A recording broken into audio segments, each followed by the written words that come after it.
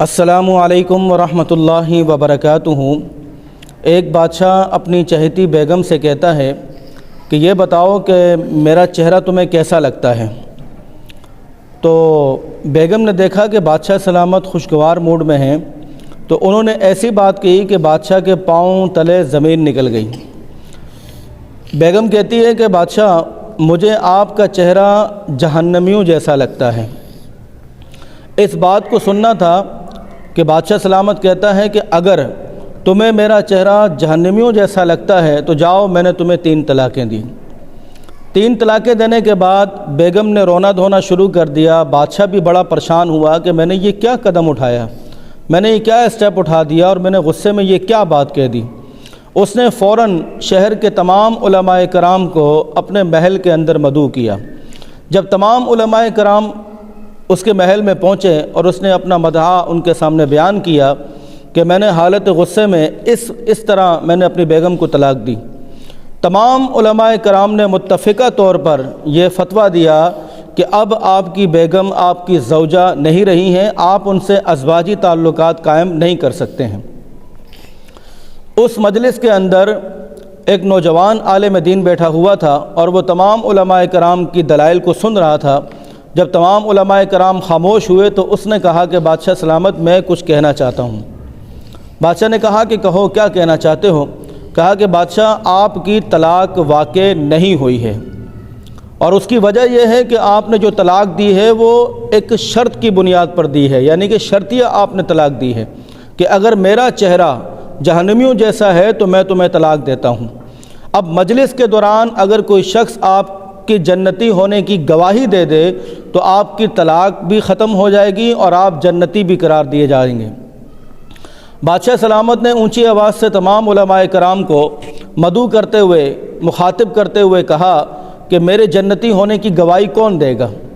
تمام علماء کرام نے اپنے گردنوں کو جھکا لیا، کسی نے گواہی دینے کے لیے تیاری حامی نہیں بھری، کیونکہ وہ جانتے ہیں کہ کسی کو جنتی کہنا یا کسی کو جہنمی کہنا یہ اللہ کی مخلوق کا کام نہیں ہے، بلکہ جنتی اور جہنمی کے جو فیصلے ہیں یہ اللہ رب العالمین کے اختیار میں ہیں۔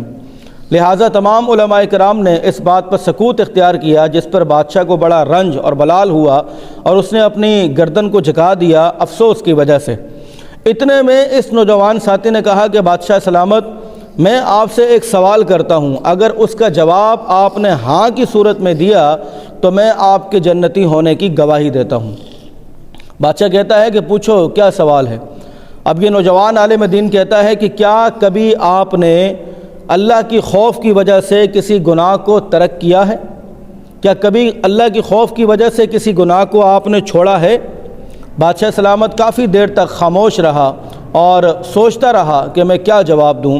اچانک اس نے اپنے سر کو بلند کیا اور کہا کہ ایک گناہ ایسا ہے کہ جس کو میں نے اللہ کی خوف کی خاطر چھوڑا تھا، اور وہ گناہ یہ ہے کہ میرے محل کے اندر ایک بہت ہی خوبصورت ترین لڑکی کام کیا کرتی تھی اور میری نیت اس لڑکی کے اوپر خراب ہو گئی۔ تو ایک دن میں نے اسے اپنے کمرے میں بلایا اور دروازے کو میں نے بند کر دیا۔ جب دروازہ بند ہو گیا اور میں ایک غلط ارادے سے اس عورت کی جانب لپکا چلا تو اس عورت نے کہا کہ بادشاہ سلامت، دنیا میں اللہ نے آپ کو بادشاہت عطا کی ہے، لیکن آپ یہ بات کیوں بھول جاتے ہیں کہ آپ کے اوپر بھی ایک بادشاہ ہے جو تمام کائنات کا بادشاہ ہے۔ اے بادشاہ سلامت، اگر آج آپ نے میری عزت کو تار تار کیا، میری عزت کو آپ نے خراب کیا اور اپنی ہوس کو اگر آپ نے پورا کر لیا، یہ چند لمحوں کی جو لذت ہے یہ تو ختم ہو جائے گی، گناہ باقی رہے گا، اور اللہ کی بارگاہ میں جب آپ کی پکڑ ہوگی تو آپ کا بچنا مشکل ہو جائے گا۔ بادشاہ کہتا ہے کہ اللہ کی قسم کھا کر کہتا ہوں کہ اس رات کو مجھے اس کے ساتھ بدفعلی کرنے سے دنیا کی کوئی طاقت نہیں روک سکتی تھی، کیونکہ اختیارات میرے ہاتھ میں تھے، لیکن اس کی اس بات کو سننے کے بعد میرے جسم کے اندر لرز پن طاری ہو گیا، جسم میں کپکپاہٹ طاری ہوگی، اور میں نے جا کر دروازہ کھولا اور اسے رخصت کر دیا۔ اب یہ نوجوان عالم دین کہتا ہے کہ بھائی، آپ نے اللہ کا یہ فرمان نہیں سنا، وَلِمَنْ خَافَ مَقَامَ رَبِّهِ جَنَّتَانِ، کہ جو شخص اللہ کے سامنے کھڑا ہونے سے ڈر جاتے ہیں، اللہ کے خوف کو اپنے دل کے اندر رکھتے ہیں، استطاعت طاقت ہونے کے باوجود محض اللہ کی خوف کی وجہ سے گناہوں کو چھوڑ دیتے ہیں، تو اللہ نے ان کے لیے 2 جنتیں تیار کی ہوئی ہیں۔ لہذا میں آپ کے جنتی ہونے کی گواہی دیتا ہوں۔ اس طرح بادشاہ سلامت کا جو طلاق تھا اس کو ختم کیا گیا اور جنت کی گواہی بھی دی گئی۔